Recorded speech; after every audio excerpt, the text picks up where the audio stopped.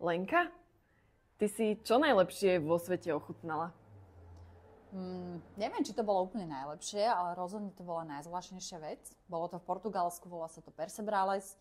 Je to druh morského živočícha, ktorý má slovenský trošku zvláštny názov, fúzonôžka.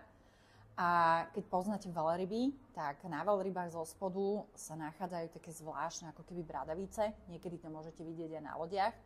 A je to živočích, ktorý rastie okrem teda veľryby a lode aj na skalách. A tam, kde je veľmi vysoký a silný príboj, tak tam tieto fúzonôžky dorastajú do takých dlhších rozmerov. Chuť je niečo medzi mušlom, možno ústricou. Je to trošku náročnejšie na žutie, lebo nie je to také jemné a je to fakt vynikajúce, je to veľká sranda vyťahovať z ulity. A kde to môžeme ochutnať? Určite na pobreží Portugalska, takisto v Lisabone je to úplne bežné, je to veľmi vyhlásená špecialita v Portugalsku a Portugalci sa veľmi radi píšia tým, že majú niečo takéto výnimočné a špeciálne.